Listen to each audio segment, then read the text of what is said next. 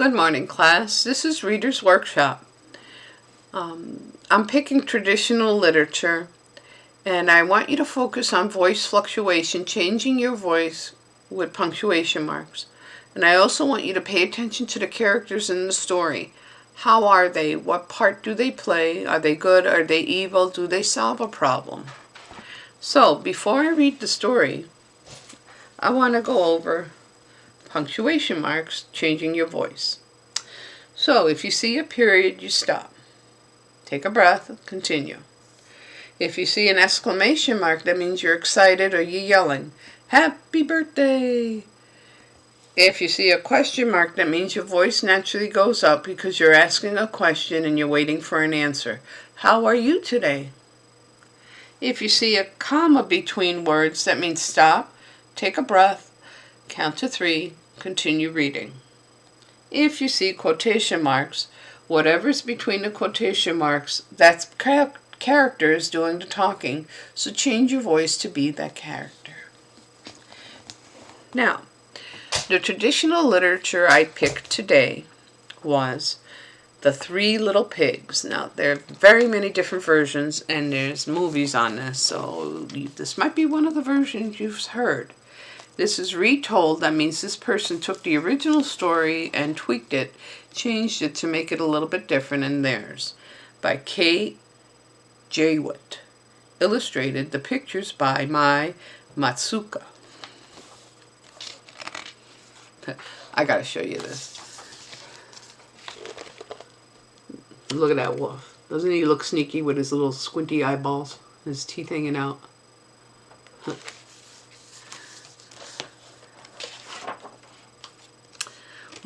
I can show you the picture while I read.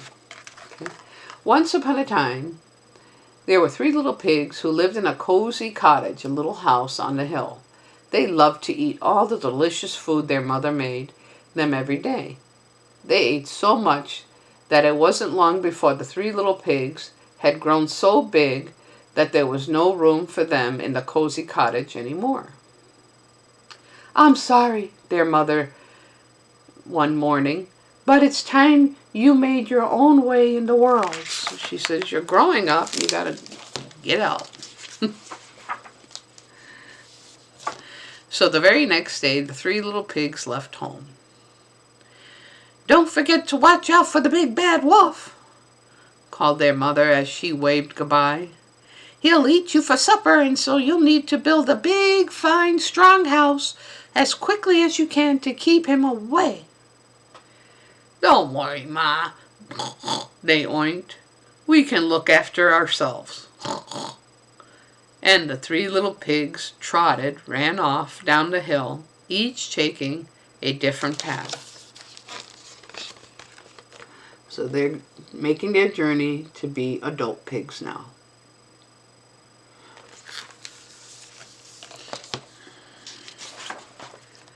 It wasn't long before the first pig met a farmer pulling a cart filled with straw.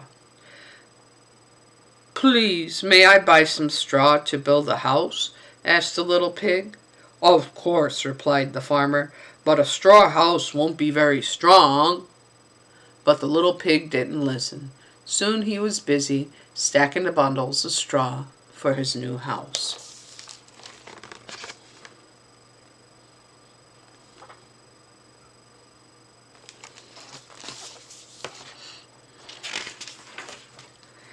In no time at all, the house of straw was finished, and the little pig went inside for a nap. He had just shut his eyes when he heard a knock at the door.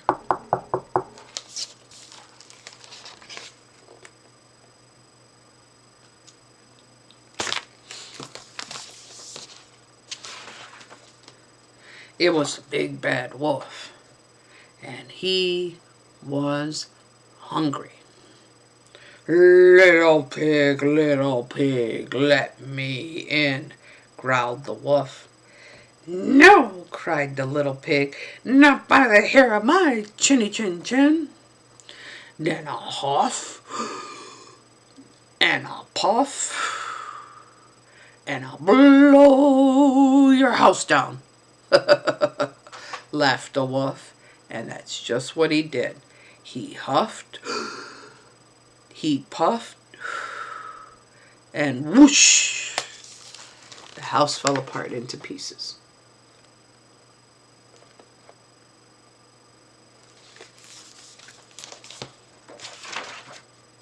Meanwhile, the second little pig was walking along the road when he saw a woodcutter piling up sticks. "Please, may I buy some sticks?" he asked politely. "I want to build a house." "Oh, of course," answered the woodcutter, "but a house made of sticks will soon fall down." But the second little pig wasn't listening. He was much too busy planning his new stick house.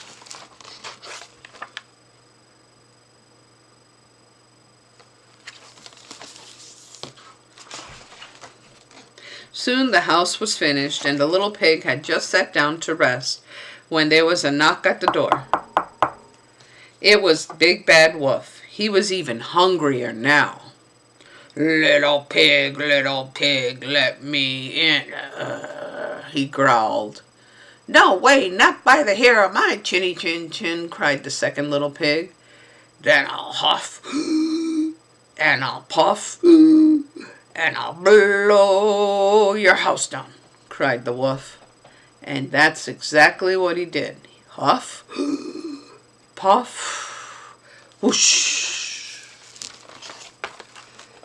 And there the house fell apart.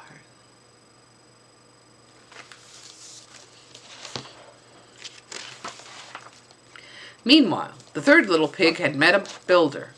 "Please, may I buy some of your bricks to build my house?" he asked. "Of course," replied the builder. "A fine, strong house of bricks will last forever." The third little pig took the builder's advice, and he would build the strongest house in the land. Finally, after a hard day's work, the house was finished. It had 4 strong walls of brick, a tiled roof, a sturdy wooden door, and a large fireplace with a chimney. There he is, so proud of his house.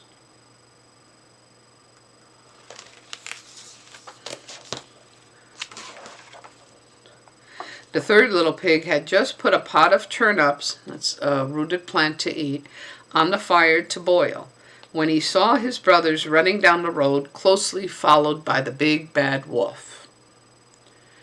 "Quick!" cried the third little pig. "Hide in here!"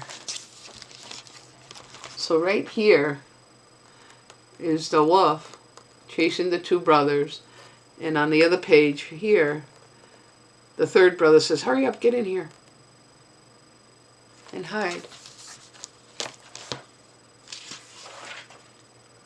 The wolf, who was very hungry by now, banged on the sturdy front door.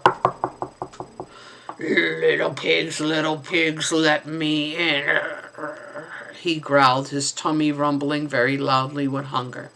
No way, by the hairs of our chinny chin chins," cried the 3 little pigs. "Then I'll huff, and I'll puff, and I'll blow your house down," laughed the wolf.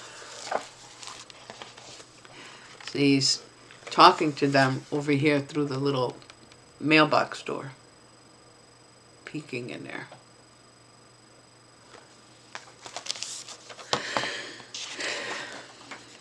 So he huffed, and he puffed, and he puffed, and he huffed, but the brick house stood firm, and the wolf was furious. He was mad.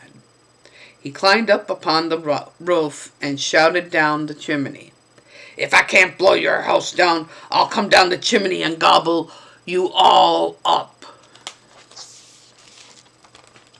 So now he's thinking to go down the chimney to get him.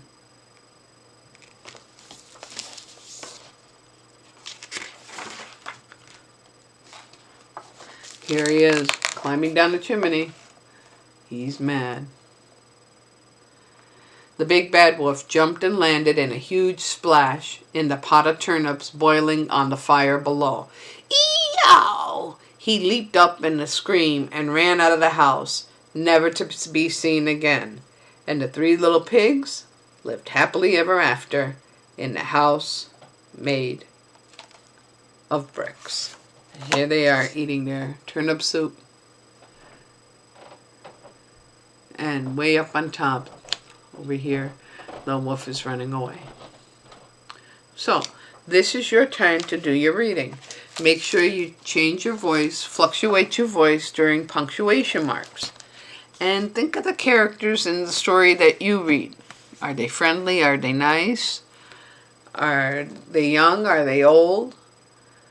And if you don't have a story to read to someone, then read by yourself and then read one of the handouts from the district website.